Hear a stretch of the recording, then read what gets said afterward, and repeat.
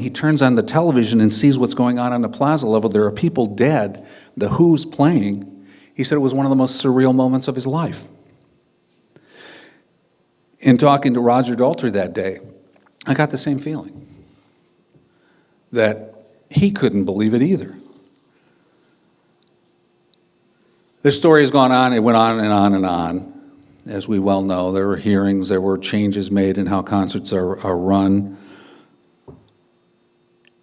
And so I got all the details and understood that it wasn't a stampede. It was a phenomenon. But the phenomenon had a cause. It was 1979. Stadium rock really started getting going, I don't know what, mid-70s, early 70s. Arenas that were built to house sports teams saw a revenue stream that was unbelievably lucrative, but had no interest in dealing with rock fans. I love rock and roll, by the way, and I still do.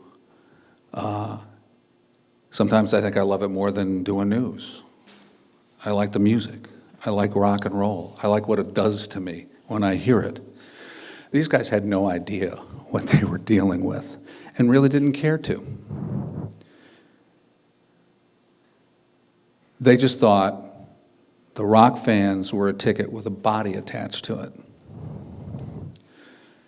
After all these years and all this reporting and all these phone calls I got today, I have to make an admission here tonight, and this never struck me till tonight. I failed you guys. I may have gone on the radio and told everybody to pull over and stop and call their parents or some loved one to tell them that they were alive. Al Shuttlecotty, who's no longer with us, told me his kids called home because I told them to, because they didn't know it happened. I may have done that. But earlier, at a Led Zeppelin show, a door had been broken open. I bought everybody's story that it was some rowdies. Rock and roll has always been a little on the rowdy side. It's supposed to be. So I just bought, somebody a little out of control, broke the door open. I never asked anybody or inquired as to whether or not maybe that night there weren't enough doors open and that glass popped out because people were pressed up against it. I never asked the question. I should have. We were a rock station who took covering rock and roll seriously. And I've done it for more than 30 years. It's a life. Now it's a major business, but we failed you a little bit. This is difficult for me to say. But I had that realization today. I should have seen this coming. I should have seen it coming.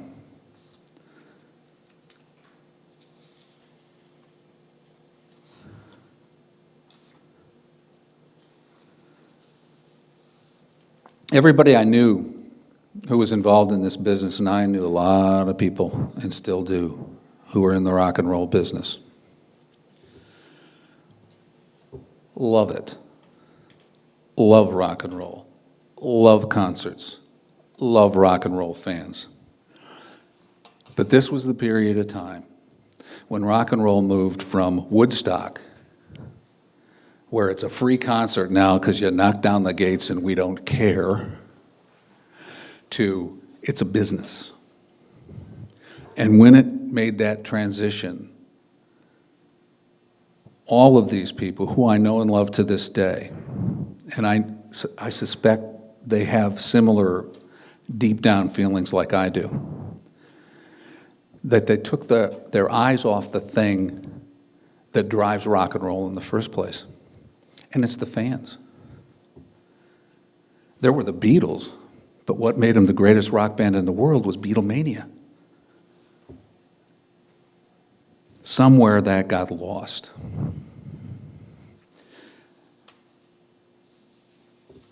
That hit me today after covering the rock and roll scene since 1974. I cover rock and roll and the fall of Richard Nixon. My point here is this, because I literally put these thoughts together about an hour before I came here because it just struck me that if remembering this night makes me rededicate myself to covering rock and roll from the fans' perspective, if I see somebody being rousted out of the Peter Frampton show at the July 4th celebration in Blue Ash, even Peter Frampton, by the way, mentioned this from the stage, I ought to say something. I ought to do something. You know, rock and roll still, in some people's mind, is some kind of criminal act. It's not. It's just one of the most energy-infused entertainment forms ever created. But if that makes me rededicate myself to being more vigilant for the fan that drives the business I love so much, that might happen to somebody else.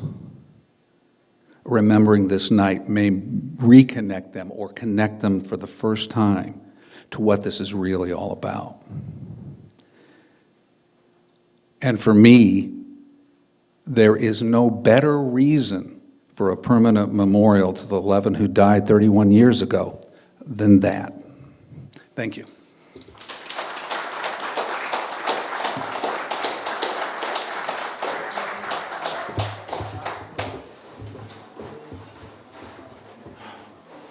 All right, thanks, Craig, for coming out tonight.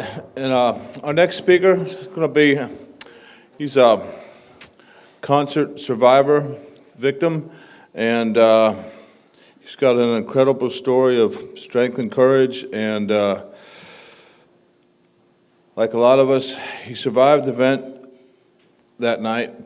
However, he risked his own life to save another girl's life. It's just a very amazing story. He's never told his public before. It's, you know, it's a lot of tough, a lot of hurt and pain there still, but it's a very incredible story. And with no further ado, I'd like to introduce Thomas Brown.